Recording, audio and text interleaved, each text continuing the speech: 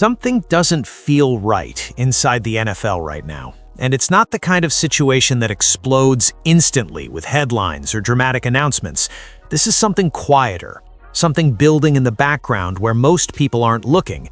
The kind of tension that starts with a single decision, a move that seems normal on the surface, but carries weight that only becomes clear later. Because sometimes in football, the biggest stories aren't the ones happening on the field. They're the ones unfolding behind closed doors, in meeting rooms, in conversations that never get recorded. And right now, there's a situation developing that feels exactly like that. Subtle at first, almost easy to ignore, until suddenly it isn't. Because this isn't just about a quarterback decision, it's about something deeper. Power, control, and the kind of pressure that only exists at the highest level of the sport. It's about what happens when leadership isn't fully aligned, when decisions don't sit right with everyone involved, and when the people who are supposed to be on the same page start sending very different messages.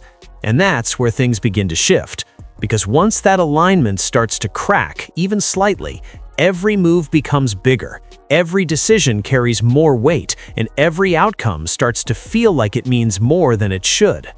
At the center of all this are a few names that on their own wouldn't normally create this kind of tension. Arthur Blank, an owner who rarely steps into the spotlight unless something truly matters. Kevin Stefansky, a coach whose job already comes with constant pressure, even when everything is going right. And then there's Dillon Gabriel, a player who at first glance was simply part of a football decision, a strategic move based on system, fit, and planning. But almost instantly, that decision started to feel like something more, because it didn't just answer questions, it created new ones. And then there's the name that changed everything. Shadur Sanders, a player surrounded by attention, expectations, and a level of hype that naturally brings comparison. Because the moment one decision is made at quarterback, it automatically becomes about the one that wasn't. And that's when the conversation shifts. It stops being about a single move and starts becoming about what that move represents, about priorities, about belief, about direction. And the deeper you look into it, the harder it becomes to ignore the feeling that this was never just a routine decision. Because when a situation like this starts pulling in different voices, when reports, reactions, and subtle signals begin pointing in different directions, it creates something much bigger than the original move itself. It creates uncertainty, it creates pressure, and most importantly, it creates a question that nobody inside the building can avoid. Was this really just about choosing a quarterback, or is there something much bigger happening behind the scenes that we're only just starting to see? It all started with a move that at first glance looked completely routine. Teams make quarterback decisions every year. Some are obvious, some are calculated, and some are quietly strategic. And when Dillon Gabriel became the choice, the initial reaction wasn't explosive. It was more confused. Because on paper, you could see the logic. A quarterback who fits a system, someone who can execute what the coaching staff wants, someone who doesn't disrupt the structure already in place. It had the feel of a safe decision, the kind coaches make when they believe stability matters more than risk. But almost immediately, that explanation didn't fully land. Because the moment the decision became public, the questions started coming in, and they didn't slow down. Why him? Why now? And more importantly, what does this say about the direction of the team? In the NFL, every quarterback move sends a message, whether teams admit it or not. It tells you what they value. It reveals what they prioritize. And in this case, the message felt unclear. Not wrong, not completely illogical, just incomplete. Like there was something missing from the picture that people couldn't quite explain, but could definitely feel. And that's where things began to shift. Analysts started breaking it down, fans started debating it, and suddenly this wasn't just a quiet roster move anymore. It turned into a conversation about philosophy, system versus upside, control versus explosiveness. Because when a team leans toward a player like Gabriel, it often signals a preference for predictability, for structure, for minimizing chaos. But in today's game, where dynamic playmakers can change everything in a single moment, that kind of decision doesn't always sit comfortably with everyone watching. What made it even more interesting was how quickly the tone changed. This wasn't a slow build. Within hours, maybe even minutes, the narrative started forming. Not aggressively, not dramatically, but steadily. You could see it in discussions, in reactions, in the way people talked about the move. It wasn't just being analyzed, it was being questioned. And once that happens, once a decision stops being accepted at face value, it takes on a completely different kind of weight. Because now, it's no longer just about whether the move works, it's about whether it should have been made in the first place. And that's when the real tension began, because the decision itself wasn't the only thing people were paying attention to anymore. It was who didn't get chosen and what that might mean. But the moment that decision settled in, the focus didn't stay on Dillon Gabriel for long. Almost instantly, the conversation shifted to someone who hadn't been selected, Shadur Sanders. And that's when things stopped being simple. Because Sanders isn't just another name in the mix, he carries attention everywhere he goes. Hype, expectations, constant discussion, the kind of presence that naturally turns any situation into something bigger than it originally was. So when he wasn't the choice, it didn't just raise eyebrows, it changed the entire narrative. Now the decision wasn't being judged on its own anymore, it became a direct comparison. Gabriel versus Sanders, stability versus upside, system fit versus raw playmaking ability. And once those comparisons start, they don't fade, they grow. Fans began picking sides. Analysts started framing it as a long-term gamble. And suddenly, this wasn't about what Gabriel could bring, it was about what the team might be passing on. Because with a player like Sanders, the conversation always leans toward potential, not just what he is now, but what he could become. And that's where the pressure really starts to build, because potential is powerful. It creates what-if scenarios that follow every game, every snap, every decision moving forward. If Gabriel performs well, it's expected. That's what a system quarterback is supposed to do. But if he struggles, even slightly, the comparison comes rushing back immediately. And on the other side, if Sanders shows flashes anywhere, in any setting, it only fuels the narrative further. Every highlight becomes a question. Every strong performance becomes a reminder. There's also something else at play here, something less obvious but just as important. Players in the locker rooms see it. They hear the conversations, even if they don't respond publicly. They understand when a decision is being debated outside the building, and whether people admit it or not, that kind of noise has a way of creeping in. It creates a different kind of environment, one where every move feels like it's being judged, not just internally, but by everyone watching from the outside. And then there's the online buzz, rumors, speculation, fans connecting dots that may or may not even be there. Some reports suggest there was more to the decision than what was shared publicly. Others claim it was purely strategic. Nothing fully confirmed, nothing clearly denied, just enough uncertainty to keep the conversation alive. And that's the key, because once a decision becomes surrounded by speculation, it stops being just a football move and starts becoming a storyline. And just when it felt like that storyline couldn't get any bigger, something unexpected happened behind the scenes that changed everything. And just when the conversation felt like it was settling into a familiar debate, something happened that instantly raised the stakes. Because this time, it wasn't analysts, fans, or media voices adding fuel to the situation. It was Arthur Blank, and that's where everything changed. Owners don't usually step into situations like this, at least not publicly, and definitely not this early. Their role is typically distant, controlled, and calculated. They hire the people they trust, and then they let those people do their jobs. Coaches handle the field. General managers handle the roster, and ownership stays above it all, stepping in only when something truly demands attention. So when an owner's name starts getting tied to internal reactions, especially this quickly, it sends a very different kind of message. Because according to reports and growing speculation, there were signs that Blank wasn't entirely comfortable with how things had unfolded. Nothing officially confirmed, nothing directly stated, but enough noise to suggest that this wasn't just business as usual. And in situations like this, perception matters just as much as reality.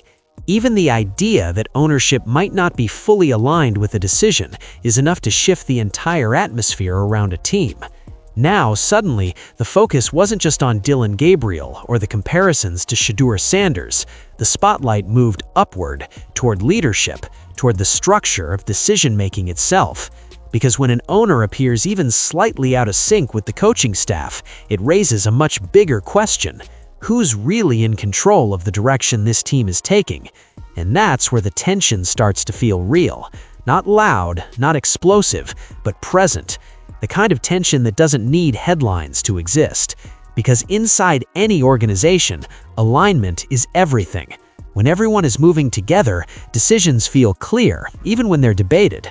But when there's even a hint of disagreement at the top, every choice starts to feel heavier. Every outcome starts to carry more meaning. What makes this situation even more interesting is how quickly it escalated. This wasn't something that built over months. It appeared almost immediately after the decision, like a reaction, rather than a long-standing issue. And that's what caught people's attention, because it suggested that whatever concerns existed, they weren't minor. And once that possibility is out there, once people start wondering whether ownership and coaching are truly on the same page, it changes how every move is viewed moving forward. Because now, this isn't just about what decision was made, it's about why it was made and whether everyone involved actually agreed on it. And once that spotlight shifted upward, it didn't stay there for long. Because in situations like this, the pressure always finds its way back down to the one person responsible for making it all work on the field, Kevin Stefanski. And suddenly, what was already one of the most demanding jobs in sports became something even heavier. Being a head coach in the NFL means every decision is already under a microscope. Every play call, every rotation, every choice gets analyzed from every angle. But when there's even a hint that ownership might not be fully aligned with you, that pressure changes. It becomes more personal, because now it's not just about winning games, it's about proving that your decisions were the right ones from the start. And that's a completely different kind of challenge. For Stefanski, this situation puts him in a position where every move involving Dillon Gabriel carries extra weight. Every snap, every performance, every outcome becomes part of a larger narrative. If Gabriel plays well, it validates the system, at least temporarily. But if there are struggles, even small ones, the questions come back immediately, not just from outside, but potentially from inside the building as well. And in the background of all of that is the constant comparison to Shadur Sanders, a name that doesn't fade from the conversation, no matter what happens. What makes this even more difficult is that coaches don't operate in isolation. They rely on trust from ownership, from players, from their staff. And when that trust feels even slightly uncertain, it can change how decisions are made. It can make every choice feel like a risk, every adjustment feel like it's being second-guessed. And in a league where confidence and clarity are everything, that kind of environment can be incredibly difficult to navigate. There's also the locker room factor, something that often goes unspoken but is always present. Players notice when narratives start forming. They understand when a decision is being debated publicly. And while professionals focus on their jobs, they're still aware of the bigger picture. If there's tension at the top, it doesn't stay hidden forever. It finds its way into conversations, into energy, into the overall feel of the team. Nothing dramatic, nothing obvious, but enough to matter. And then there's the timeline. Coaches in the NFL don't always get the luxury of patience. Results are expected quickly, and narratives form even faster. That means Stefanski isn't just managing a team right now. He's managing expectations, scrutiny, and a situation that's evolving in real time. Every game becomes more than just a game. It becomes evidence. It becomes part of the argument about whether this decision, and by extension his leadership, was the right call. And that's the reality of where things stand now. This isn't just about developing a quarterback or executing a system anymore. It's about navigating pressure from every direction at once. Because when the questions start reaching this level, it's no longer just football. And while most of the attention has been focused on what's happening publicly, the more important story might be unfolding where cameras don't reach, inside the building itself. Because situations like this don't stay on the outside for long. They find their way into meeting rooms, into quiet conversations, into the small moments that usually go unnoticed. And right now, there's a growing sense that something just feels off. The quarterback room in particular becomes the center of that tension, not because of anything being said directly, but because of what's being implied. When a decision like choosing Dillon Gabriel is immediately followed by constant comparisons to Shadur Sanders, it creates a subtle but powerful dynamic. Every rep matters more, every mistake feels bigger, every success gets measured against a narrative that never fully disappears, and even if no one inside the locker room openly acknowledges it, that kind of pressure has a way of building quietly over time. Players are more aware than people think. They don't need official statements to understand what's going on around them. They see the headlines, they hear the discussions, they notice when certain decisions are being questioned. And when there's even a hint of uncertainty at the top, when reports suggest possible disagreement or misalignment, it doesn't stay contained. It spreads, slowly but steadily, shaping the overall energy of the team. Not in a way that causes immediate problems, but in a way that changes how things feel day to day. There's also the human side of it, something that often gets overlooked. Football decisions aren't just strategic, they affect real people, real relationships. Coaches have to manage personalities, expectations, confidence. Teammates build trust with each other over time, and when an outside narrative starts putting certain players under a different kind of spotlight, it can shift those dynamics in subtle ways. Nothing dramatic, nothing explosive, but enough to create a different kind of atmosphere. And then there's the speculation, because when information isn't completely clear, people start filling in the gaps. Rumors begin to circulate, some suggesting there may have been internal debates about the decision, others claiming it was more straightforward than it appears. None of it fully confirmed, none of it completely dismissed, just enough uncertainty to keep the conversation alive. And that's the key, because once speculation enters the picture, it becomes part of the environment, whether it's accurate or not. What makes this situation even more delicate is that it's still early. Nothing is fully played out yet. There hasn't been a defining moment that forces everything into the open. Instead, it's all building beneath the surface, quietly, steadily, almost patiently. And that kind of tension can be more dangerous than anything loud or obvious because it has time to grow. And if it keeps building the way it is right now, it won't stay hidden for much longer. And this is where the situation starts to carry real consequences, because the biggest risk isn't what's already happened, it's what happens next. Decisions like this don't exist in a vacuum. They follow a team for weeks, for months, sometimes even for years. And now, every possible outcome is tied back to that one moment when Dillon Gabriel was chosen and Shadur Sanders became the comparison that never goes away. If Gabriel performs well, the noise quiets down. But it doesn't disappear, because in that scenario, success is almost expected. It's seen as the system working the way it was designed to. But if there are struggles, even brief ones, the reaction won't be patient. It will be immediate. The questions will return stronger than before, not just about performance, but about judgment, about whether the safer choice was actually the riskier one all along. And in today's NFL, where narratives move faster than results, that kind of pressure can build almost overnight.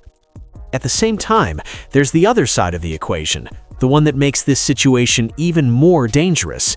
Because if Sanders shows flashes anywhere, at any level, it instantly fuels the conversation again. Every highlight becomes a talking point. Every strong performance becomes a reminder of what could have been. And it doesn't even need to be consistent. One big moment, one standout game, and suddenly the entire narrative shifts back into focus. That's the reality of choosing between stability and potential. The comparison never truly ends. And then there's the broader impact, the one that goes beyond individual players. Because when a decision starts getting questioned at this level, it begins to affect how the entire organization is viewed. Fans start doubting direction, media starts analyzing leadership, and internally, even if everything remains professional, there's an awareness that every outcome is being tied to something bigger. Not just wins and losses, but validation or doubt. There's also a timing element that makes this even more intense. In the NFL, things don't develop slowly anymore. Teams are expected to show progress quickly, and patience runs out faster than ever. That means there's very little room for a gradual process. Every game feels like a checkpoint. Every performance feels like part of a larger argument. And when that's the environment, even small setbacks can feel much bigger than they actually are. And this is where the real risk reveals itself. Because it's not just about whether Gabriel succeeds or fails, it's about what that success or failure represents. It's about how it reflects on Kevin Stefanski, on the decision-making process, and on whether the organization truly made the right call when it mattered most.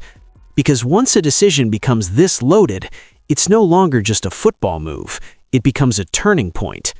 And when you step back from all of it, the comparisons, the reactions, the speculation, what this situation really reveals is something much bigger than a single quarterback decision. Because at its core, this isn't just about Dillon Gabriel or Shadur Sanders. It's about how an organization functions when the pressure rises. It's about who holds control when opinions don't fully align. And more importantly, what happens when a decision exposes cracks that weren't supposed to be visible in the first place? In the NFL, alignment is everything. The most successful teams aren't just talented, they're unified. Ownership, coaching staff, front office, players, all moving in the same direction, all believing in the same plan. But the moment that alignment starts to feel uncertain, even slightly, everything changes. Decisions stop looking decisive and start looking questionable. Confidence starts turning into hesitation, and what was once a clear vision begins to feel like something that's still being figured out in real time. That's what makes this situation so important, because it's not loud, it's not explosive, at least not yet.